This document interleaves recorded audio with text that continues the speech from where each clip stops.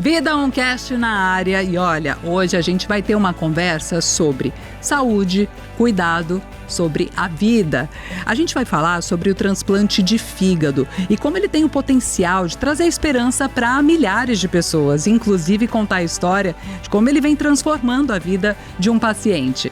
Claro que também vamos trazer aqui o assunto doação de órgãos, afinal, se trata de uma responsabilidade coletiva, já pensou? Sob esse ponto de vista, então, são conversas importantes e claro que eu também quero dicas de como é que a gente pode cuidar melhor da saúde do fígado. Então, bora começar? Tem muito assunto pela frente? Roda a vinheta, Lucas!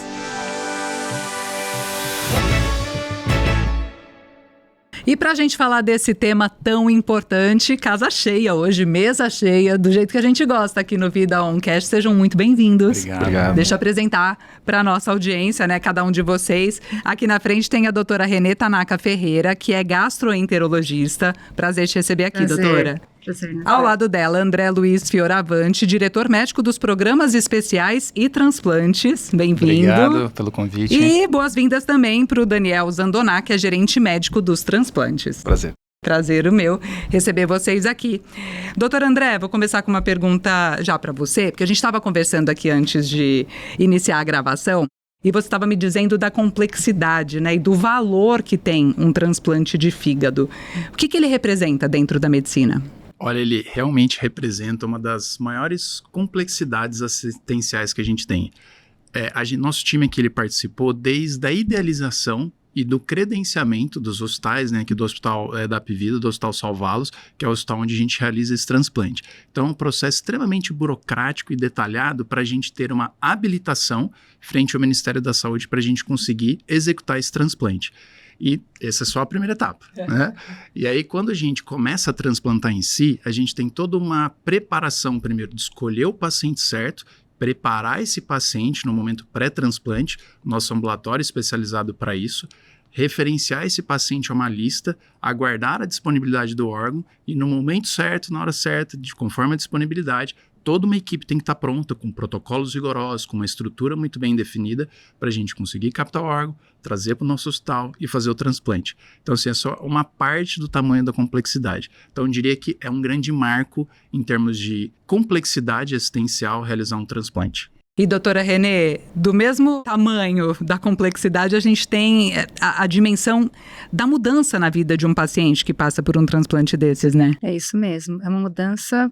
O paciente retoma a qualidade de vida, né? Então, ele retoma essas atividades, ele consegue retomar tudo que ele tinha perdido com o adoecimento.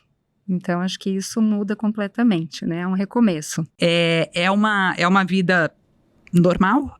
Quase normal? E como que era a vida antes desse paciente, a rotina dele? Assim? Então, esses pacientes são muito adoecidos. O critério para transplante atual, um critério utilizado nacionalmente, é critério de gravidade. Então, quando eles são transplantados, eles realmente estão com condições muito graves. Então, de coisas do dia a dia, rotina, caminhar, trabalhar, convívio familiar muito prejudicado, né? E aí, com o transplante, tudo isso é retomado. Então, os nossos pacientes, eles conseguem voltar a trabalhar, exercer suas atividades, né? Tudo isso é retomado. Claro, acompanhamento para o resto da vida. A gente fala que o paciente casa com o médico. Então, para que esse fígado dure por muito, muito tempo. Faça sua teleconsulta eletiva com a Apivida 100% online e de onde você estiver. São mais de 30 especialidades disponíveis com hora marcada. Você pode fazer pelo tablet, pelo desktop ou celular. Para marcar a sua consulta eletiva online, é só acessar o site ou o app da Apivida.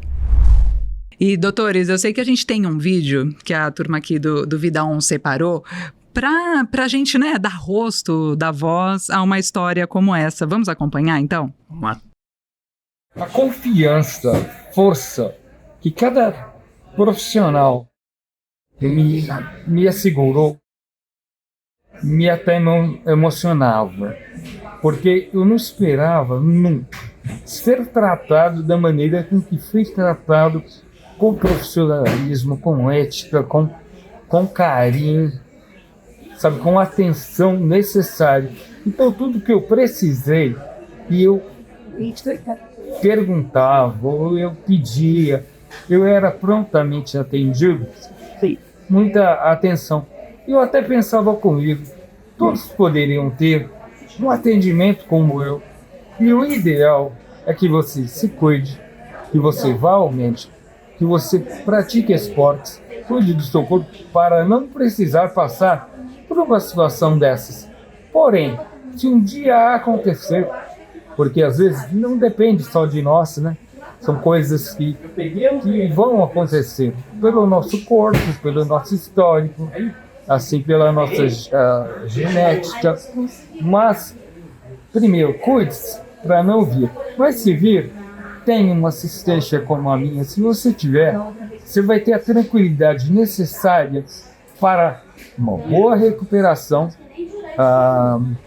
e, assim, certeza de que a qualidade de vida está voltando, vai voltar, será plena e eu vou poder voltar a fazer tudo que eu mais amava, que era viver plenamente. Esse é o Romeu, né, que passou por um transplante de fígado e o primeiro na sede própria da Apvida. Doutor Daniel, qual que é a sensação de acompanhar o depoimento, de ver tanta gratidão? Eu acho que é uma sensação de missão cumprida, né? Como o doutor André comentou, o fato da gente ter participado desde a legalização do hospital até a realização do transplante é algo que a gente não tem nem palavras, né? A gente pode devolver agora essa condição para o paciente, né? Um paciente que era professor e que desejava voltar a trabalhar, então a gente fica muito, muito feliz de coração. E a gente fica muito feliz também de poder compartilhar, né, histórias assim, porque é diferente, né, quando a gente vê o nome, sabe, é um professor, ele tem uma família, ele tem gente esperando em casa, ele tem uma vida, né, para viver. Doutor André, como que histórias como essa impactam a equipe, o time, o ânimo geral, assim? Olha, eu costumo dizer que eu tenho 2 grandes marcos profissionais até o momento. Um deles é o transplante de medula óssea pediátrico do Hospital Senhor Junqueira, também é um hospital da Apvida, que foi muito gratificante, e ver, né, o tratamento das crianças enfim, indescritível. E o segundo é aqui, né, é um grande marco profissional para mim, para minha equipe, a gente conseguir viabilizar um transplante com tanta complexidade para oferecer um tratamento para pacientes como o Sr. Romeu. Então, isso realmente é muito gratificante. Muito bom. Doutora Renê, a gente está falando aqui da importância, né, do transplante, porque no fim a gente está falando da importância do fígado estar funcionando direitinho no nosso corpo, né? E às vezes é um órgão ali discreto, né, meio esquecido. Explica pra gente por que ele é tão importante. Tem um livro que chama O Fígado Sofre Calado. Olha, é bem antigo, bom. Antes do fígado estar na moda, né? Agora por conta da esteatose. Mas é um órgão vital, né? Ele exerce muitas funções. Então, o que acontece com esses pacientes, né? Eles não filtram algumas toxinas e por isso eles têm problemas neurológicos. Então, realmente é um órgão silencioso. Então, quando a pessoa sente alguma coisa, é porque ele já está muito doente. Então, às vezes o paciente muito doente, ele perde, né, massa muscular, é um paciente desnutrido. É uma função bem complexa. Muita gente só lembra dele, né, depois que exagera, bebe um pouco mais, precisa tomar um remédio para o fígado, né? E aí, por falar nisso, doutora Renê, já vou emendar mais uma aqui, tá? Que hábitos, assim, o que compete a nós, o que está na nossa mão fazer para que o fígado funcione direitinho, para preservar a saúde desse órgão e a nossa? Então, o que eu falo para os pacientes é que não é uma coisa fragmentada. O que você faz para a sua saúde é bom para o fígado. Então, fazer atividade física, não ingerir bebida alcoólica, o mínimo possível. A gente sabe hoje que não tem um mínimo, né? Uma quantidade mínima saudável não existe, né? Evitar alimentos ultraprocessados. Então, comer saudável, que a gente sabe, né, a comida do brasileiro é muito boa. Arroz, feijão, é comida de verdade, é o que faz bem. Olha só, ultraprocessados, eu pensaria mais em gordura automaticamente, né? Em coisa com muita gordura, não necessariamente no ultraprocessado. E manter uma dieta, assim, a questão de calorias também, né? Então, a questão, por que está se falando tanto hoje, né? A questão da esteatose, do sobrepeso, obesidade, que está aumentando. E isso reflete direto no fígado. Por isso que eu falo que não é para o fígado, é a saúde. Você cuidando de tudo, vai se refletir no fígado também. Doutor Daniel, a gente viu aqui um exemplo, né, de um paciente que passou pelo transplante do fígado, e aí eu queria entender melhor, né, Como é que está essa questão da doação de órgãos como o fígado, outros também? Ainda tem muito tabu envolvido? Ainda tem muito para onde crescer, para aprender com isso também? Com certeza. E é assim, a vida do Sr. Romeu só teve essa mudança porque alguma família disse sim numa hora triste, né? Então, os hospitais têm equipes especializadas, como o doutor André comentou, que são as CIDOTs, que nesses momentos conversam com as famílias, explicam, tentam passar a informação mais aberta possível, né, para os familiares, para que eles possam tomar uma decisão também o mais assertiva possível, ou, né, a consciência, digamos assim. Então, assim, a vida do Sr. Romeu, ela pôde mudar, ela teve essa mudança, graças a que uma família disse sim à doação. E essa é uma informação muito importante, que quem quer, né, quem deseja ser um doador, que tenha essa conversa sempre com a sua família. Porque no fim das contas, né, e nesse momento triste, quem vai decidir, quem vai dar o sim ou não, é a família. Então, assim, se eu desejo ser um doador, o que eu tenho que fazer? Converso com a minha família, digo a minha intenção nesse momento. Eu acho que isso é o mais importante. Eu vou aproveitar e deixar registrado. Eu desejo ser uma doadora. Vocês são testemunhas, quem está acompanhando aqui, né? Já registramos aqui, ó, sim, todos os 4, né? De fato, não são coisas que a gente quer pensar, né? Enquanto tá tudo bem, tá tudo caminhando bem. Mas é importante verbalizar, porque senão fica mais difícil para quem fica tomar uma decisão, né? Sem saber do que se trata, né, doutores? Assim, eu sou um geriatra e paliativista. Não me pergunta, eu não estou fazendo aqui, mas eu sou um geriatra e paliativista. E quando eu trabalhava muito na linha de frente com cuidados paliativos, justamente a gente provocava isso no paciente, nas famílias. Vamos conversar melhor entre nós, de uma forma sem tabu, aberta, do dia a dia. A gente fala de finanças, a gente fala de carro, fala de férias. Vamos falar sobre a saúde e o que a gente deseja. E colocar essa pauta de doação de órgãos no dia a dia da nossa conversa, para ser algo leve, fluido, trago como muito importante. Pensa, né, inclusive, que isso pode facilitar as coisas no momento difícil para sua família, para os filhos, né, que muitas vezes vão ter que tomar uma decisão e falar, mas não sei, a gente nunca conversou a respeito, o que será que ele queria, que ela queria, né? Ainda na linha de conversas necessárias, doutora Renê, vamos fazer uma troca aqui, jogo rápido, de mitos e verdades envolvendo aí em torno desse assunto que a gente está tratando? Então, vamos lá. Só pessoas que consomem álcool em excesso têm problema no fígado. É verdade ou mentira? É mentira, é um mito. Como a gente estava falando antes da alimentação, hábitos de vida, então, hoje, a maior causa de doenças hepáticas tem a ver com a doença gordurosa do fígado. Então, obesidade, diabetes associado. Então, o álcool continua lá, mas a gente tem essa questão. Tem outras causas também, infecções, hoje menos comuns, porque os tratamentos evoluíram. Então, antigamente, a gente tinha muitos pacientes com cirrose por hepatite C. Hoje, esse número diminuiu bastante com os tratamentos que são muito eficazes. Segundo ponto aqui do mito e verdades, ou mitos versus verdades. Gordura no fígado não oferece riscos. Gordura no fígado oferece risco. Não para todos, né? Então a gente tem que tomar cuidado também, porque senão a população fica toda alarmada. Mas é um sinal de que você precisa começar a se cuidar, né? Nem todo mundo com gordura no fígado vai ter uma cirrose e nem precisar de um transplante. Mas para que isso tenha uma boa evolução, é ter esse cuidado mesmo com a saúde. Bem, não faz, né? Não. O uso excessivo de medicamentos, tomar remédio demais, pode prejudicar o fígado? Mito ou verdade? Verdade.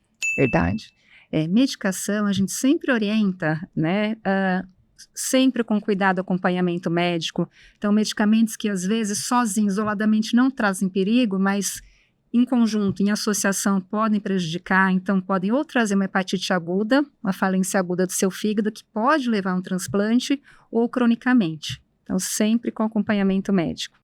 Doutor, um chazinho, uma receita caseira pode substituir um tratamento médico? Mito ou verdade? Mito. Tem chá que pode até fazer mal. Pode até piorar a situação. Pode até piorar a situação. Boa. Próximo. A família pode autorizar a doação de órgãos. Mito ou verdade? Verdade. É sempre importante, como o doutor André falou, o Daniel, a gente ter essa conversa.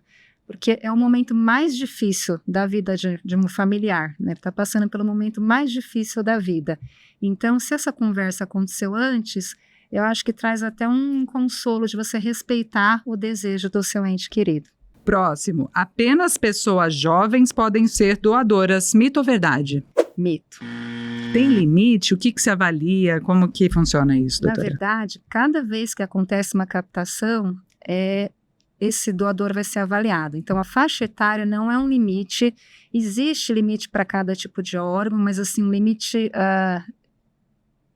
máximo e que pode ser estendido. Na verdade, o que vai bater o martelo realmente é a condição desse órgão. Não tem a ver com a idade do doador? Não necessariamente. E para fechar, mito ou verdade? Uma única doação pode salvar várias vidas? Verdade. São vários órgãos que podem ser doados. E que vão ser destinados aí de acordo com a prioridade, Exatamente. Muito bom. Vou pegar embalo nisso, então, e vamos fazer uma rodada, cada um deixando uma mensagem final sobre a importância da gente estar falando sobre isso, da gente pensar sobre isso e conversar sobre isso. Quer começar, doutora? Eu acho que o que a gente tem sempre que passa a mensagem é a questão realmente da doação, da importância. Parece longe de nós, mas muitos vão precisar, né? Às vezes mais perto do que a gente imagina. Então, às vezes a gente acha que não é um tema que precisa pensar ou que não vai acontecer com a gente, e pode acontecer. A gente pode estar de um lado ou de outro dessa história, Exatamente. Então, acho que é muito importante a gente pensar com carinho e a questão de se cuidar, né? A gente sabe que o transplante é uma medida quando realmente outras opções não existem, né? Então, é uma cirurgia grande, como o doutor André explicou, o Daniel, a complexidade que é montar toda essa estrutura, e a cirurgia também, o tempo de duração. Então, realmente é buscar se cuidar, evitar que isso seja necessário. Exatamente. Doutor André, sua mensagem para quem está acompanhando. Eu vejo que a doação é uma continuidade da vida. Né? A gente só indica o transplante para quem tem uma falência muito grave de um órgão. Aquela pessoa não vai ter a possibilidade de viver com qualidade ou sobreviver com o mínimo de dignidade se ele não receber esse órgão. Então é a oportunidade de a gente estender a vida, né, do doador e da pessoa que vai receber o órgão. Então precisamos falar mais sobre isso e precisamos estimular a doação. Estamos aqui para isso, né, inclusive. Doutor Daniel, sua mensagem final. Primeiro, obrigado também pelo convite, e eu acho que só reforçando o que o doutor André e a doutora Renê comentaram, é que assim, sempre que você tenha qualquer tipo de dúvida, procure seu profissional de confiança, que ele vai tirar suas dúvidas ou da sua família e vai dar o melhor tratamento ou melhores opções para você. Perfeito, quero agradecer demais, aprendi muito com vocês, abriu a cabeça para pensar, né, sobre um tema que às vezes a gente só vai parar para dar atenção mesmo quando é alguém perto da gente, né, que está passando por aquilo, seja na hipótese de ser um doador, ou seja, a pessoa que está precisando de um transplante. Então, aprendemos juntos que um transplante de fígado não é apenas um procedimento médico, é a possibilidade de um recomeço. Então, se informe, cuide da sua saúde, cuide dos seus órgãos, cuide das pessoas que você ama e converse com a sua família, né? Converse sobre doação, porque isso é uma atitude que pode fazer muita diferença lá no futuro. E se você gostou, parou para pensar, refletiu, mudou alguma coisa dentro de você depois de acompanhar essa conversa? Então, conta pra gente, deixa um comentário e compartilha esse episódio com quem vai gostar de escutar também. Obrigada pela companhia, obrigada, doutores. Obrigada. Valeu.